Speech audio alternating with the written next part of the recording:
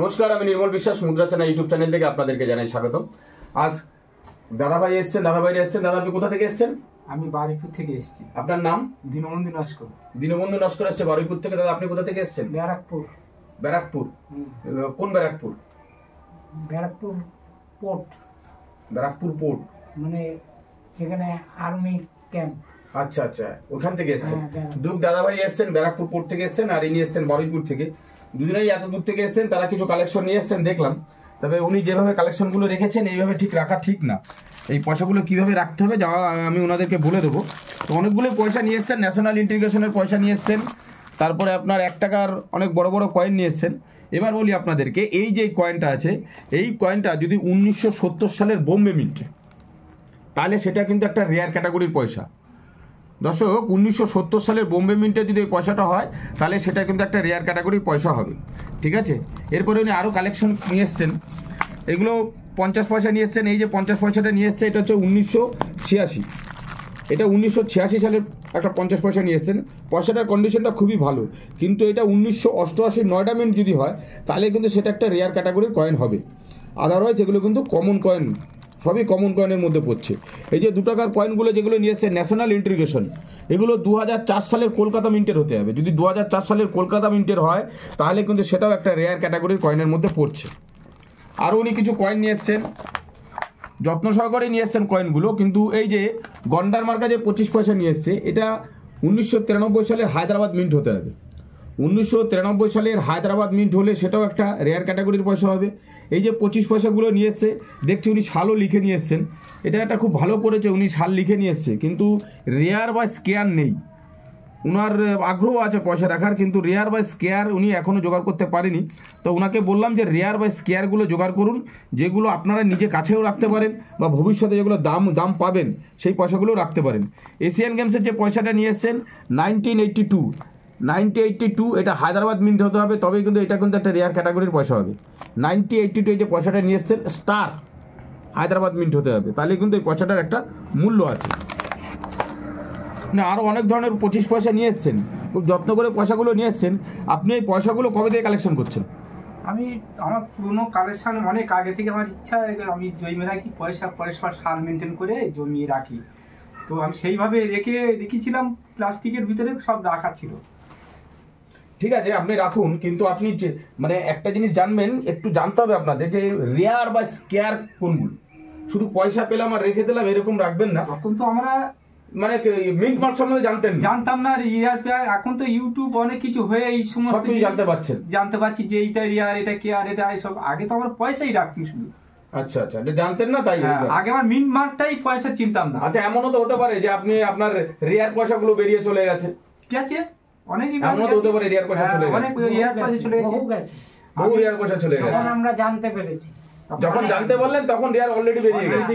তখন রেয়ার গেছে, আমি কয়েন এক্সিবিশনে গিয়েছি, সেখানে আমার পয়সা জানতে পারিনি এই কারণে, তখন আমরা জানিই না যে এর মধ্যে কোনো মিন মার্ক হয় বা ইসে হয়। যেমন ধরেন 5 টাকার মোটা কয়েন, হ্যাঁ, ও কেউ চেয়েছে, ও পকেটে এসছে, সঙ্গে সঙ্গে দিয়ে দিচ্ছে। হ্যাঁ, আবার 5 টাকার যে একটা 1 পয়সার টাইপ একটা কয়েন বেরিয়েছিল না, যেটা আসলেই মানে 1 টাকা হিসাবে অনেকে দিয়ে দিত।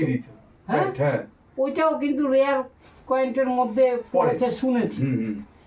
তো ওই পয়সা আসলে সবার আগে ওইটারে করে আলাদা রাখতাম, এই কারণে যে 1 টাকার সঙ্গে যাতে মিশে না যায়, আগে ওইটারে দিয়ে বলতাম, দাদা এটা কিন্তু সাবধানে রাখবেন, হ্যাঁ, এটা 1 টাকার সঙ্গে চলে যাবে। আমি পেয়েওছি, 1 টাকা হিসাবে পেয়েওছি, কিন্তু ওগুলো আগে ভাগিয়েছি যে যাতে না। মিন্ট মার্ক জানেন তো, যে 4টে মিন্ট হয়, এখন তো সব জানলাম যে মিন্ট মার্ক সব কোন মিন্টে ম্যাক্সিমাম ক্ষেত্রে মিন্ট মার্কটা আমার মনে থাকছে না ঠিকই, কিন্তু যে 4টে মিন্ট মার্ক বা 5টা মিন্ট মার্ক রয়েছে, না 4টে মিন্ট মার্ক আছে, 5টা রয়েছে আমাদের ভারতে, 4টে আছে, বোম্বে, হ্যাঁ, কলকাতা, হায়দ্রাবাদ, নয়ডা, আর একটা আছে যে আপনার সাইডে এইচ লেখা না, ওগুলো ওইটা হচ্ছে ইউনাইটেড কিংডমের হিটনের। এটা তো আমাদের ইন্ডিয়ার বাইরে, আমাদের ভারতবর্ষে 4টে মিন্ট আছে। না না, আপনি যদি বলেন ইন্ডিয়ার বাইরে আমাদের অনেক ইংল্যান্ডে পয়সা হয়, সাউথ আফ্রিকায় পয়সা হয়, পিতুড়া মিন্ট, সেবা অনেক ধরনের মিন্ট বাইরে দেশের বাইরে এখনই জানতে পারছি। এই পাঁচটারই আমি জানেন হিসেব পেয়েছি, মানে ভারতবর্ষের মধ্যে যে 4টে আছে সেই 4টেরই পেয়েছি। হ্যাঁ 4টেই পেয়েছি।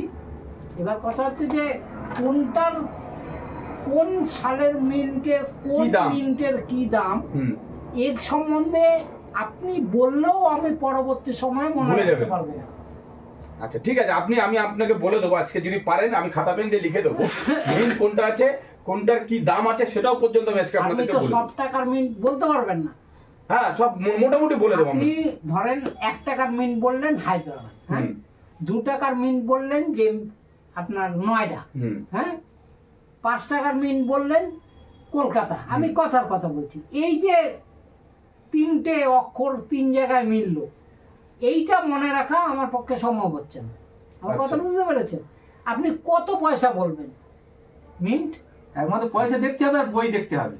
বই দেখে আমাদের 4টে মিন্টেরই দাম আছে কোনো না কোনো পয়সা। আচ্ছা ঠিক আছে, আপনি ধরুন 4টে মিন্টই দেখালেন, 4টে মিন্টেরই কলকাতা মিন্টেরও কোনো পয়সার দাম আছে, বম্বে মিন্টেরও কোনো পয়সার দাম আছে, হায়দ্রাবাদ মিন্টেরও কোনো পয়সার দাম আছে, এবং নয়ডা মিন্টেরও কোনো পয়সার দাম আছে। এই যে 4টে মিন্টের টাকা, 1 টাকা তো নয়, অনেকগুলো পয়সা আছে। যেমন পুরনো পয়সাও আছে, নতুন পয়সাও আছে। এবার কোন পয়সাটা কোন মিন্টের অ্যাকচুয়াল দাম সেটা জানতে গেলে আমাকে আবার ছোট হতে হবে। না, আমি আপনাদেরকে টিপস দিয়ে দেবো, আশা করি আপনার মাথার মধ্যে সেটা ঢুকে দেবো। আমি কত টিপস দিয়ে দেবো, ঠিক আছে? আগে আমি পয়সাটাকে আরো দেখিয়ে নিচ্ছি উনি কি কি কালেকশন গুলো নিয়ে এসছে। যাওয়ার সময় আপনাদের সব বলে দেবো। এই যে 50 পয়সা আছে, এটা ইউএনসি কন্ডিশনে 1993 কলকাতা মিন্ট যদি হয় তাহলে কিন্তু এই পয়সাগুলো বিক্রি আছে। কেউ নেবে কিনা জানি না, আমি নেবো। 1993 কলকাতা মিন্ট স্টিলের, এটাকে এফএসএস বলে, ফেরেটিক স্টেনলেস স্টিল, মানে স্টিলের পয়সা বলা হয় এগুলোকে, ফেরেটিক স্টেনলেস স্টিল, যেটা শর্টে এফএসএস বলা হয়। এরপরে আরও কিছু পয়সা উনি নিয়ে এসছেন, সিলভারের পয়সা নিয়ে এসছেন, এই যে 5 পয়সা নিয়ে এসছেন, 20 পয়সা নিয়ে এসছেন। কন্ডিশন খুব একটা বেশি ভালো নেই। এই 10 পয়সাগুলোর কন্ডিশনও খুব একটা, এই 10 পয়সা কন্ডিশনগুলো ভালো আছে, বাদ বাকি এই কন্ডিশনগুলো ভালো নেই। এগুলো মোটামুটি বিক্রি আছে 10 পয়সাগুলো, কন্ডিশনটা যেহেতু ভালো রয়েছে। এই যে ছবিওয়ালা কয়েন যেগুলোকে বলা হয়, এগুলো কমোডেটিভ কয়েন বলা হয়, মানে কারোর স্মৃতির উদ্দেশ্যে কোনো কয়েন। নেতাজি সুভাষচন্দ্র বোসের এই যে কয়েনটা উনি 97 আছে, এটা যদি 96 হতো, কন্ডিশন যদি ভালো থেকে 8 থেকে 10 হাজার টাকা বিক্রি আছে, কন্ডিশন ভালো হলে। আমাকে ইসেও তাই বলেছিল, আমার কাছে যে 97 ছিল, হ্যাঁ ওখানে বলেছিল যে আপনি যদি এটা 96 হতো তাহলে মূল্য অনেক ছিল। বলছি তো, এই যে ধরুন আপনি এখানে 85 সাল হিটনের আছে, আরো অনেকগুলো পয়সা দেখলাম। এই যে জওহরলাল নেহরুর এই যে টুপিওয়ালা যে পয়সাটা আছে, এইটা যদি নয়ডা মিন্ট হয় 1000 টাকার কাছাকাছি দাম আছে, কিন্তু আপনার এই পয়সাটা কলকাতা মিন্টের পয়সা। টুপিওয়ালা যে জওহরলাল নেহরু আছে, ঠিক আছে, এটা যদি হায়দ্রাবাদ মিন্ট হতো তার কিন্তু অনেক দাম ছিল, ঠিক আছে। আচ্ছা যাই হোক, এই দাদাভাই আপনি এই যে পয়সাগুলো দিলেন, পয়সাগুলো কিন্তু দর্শক একদম ইউএনসি কন্ডিশনের পয়সা আছে। এই পয়সাগুলো আপনি বিক্রি করলেন তো? বিক্রি করবেন? আচ্ছা, আমি কত করে দাম দিয়েছি? 20 টাকা করে দাম দিয়েছি। আপনি রাজি আছেন তো দিতে? আচ্ছা, আর এই 5 পয়সাগুলো আপনাকে কত করে দাম দিয়েছি? 10 টাকা করে দাম দিয়েছি। আপনি এগুলো বিক্রি করতে রাজি আছেন? ঠিক আছে, আমি এই পয়সাগুলো ওনার কাছ থেকে কিনে নিলাম। পরবর্তীকালে যদি আমি এগুলো আনি, হ্যাঁ নিশ্চয়ই আমি আবার নেবো। আপনি আবার নিতে নেবো, আমার কাছে অনেক নিয়ে আসবেন। আপনি ইউএনসি কন্ডিশনে যে পয়সাগুলো আছে এগুলো নিয়ে আসবেন। এগুলো আমি আপনার কাছ থেকে 20 টাকা রেট, এটা 10 টাকা রেটে আপনার কাছ থেকে আমি কিনি বর্তমান। ঠিক আছে, অতীতে কি দাঁড়াবে সেটা দাম বাড়তেও পারে, আবার হ্যাঁ দাম কমতেও পারে, ঘটনা। কিন্তু আমার পার্সোনাল কালেকশনের জন্য আমি এই পয়সাগুলো নেবো। আপনি নিয়ে আসবেন, আমি আরো নিয়ে আসলে আরো নেবো। ঠিক আছে, তো যাক, আপনারা এত দূর থেকে এসেছেন, আপনাদের কাছ থেকে কোনো রেজিস্ট্রেশন ফি কোনো কিছু নেওয়া হয়েছে? আপনারা আমার এই ভিডিও কতদিন থেকে দেখছেন? আমি ভিডিও দেখছি 6 মাস মতো। 6 মাস হয়ে গেছে ভিডিও দেখছেন। তো যাই হোক, এই দাদা ভাই 6 মাস ধরে ভিডিও দেখছেন, আর এইখানে যে এসছেন একদম নিরাপদে এসছেন, কোনো অসুবিধা নেই। এখানে পয়সা কি সবাই আসতে পারে দেখাতে? সবাই আসতে পারে, যে কেউ আসতে পারে, তার ইচ্ছা হয় দেবে, না হয় না। বাহ, থ্যাংক ইউ। যাই হোক, ওনারা অনেক দূর থেকে এসছেন, আমি ওনাদেরকে আর বেশিক্ষণ আটকাবো না। তো আজকের ভিডিও দর্শক যদি ভালো লেগে থাকে অবশ্যই লাইক শেয়ার কমেন্ট এবং সাবস্ক্রাইব করতে ভুলবেন না। থ্যাংক ইউ, নমস্কার।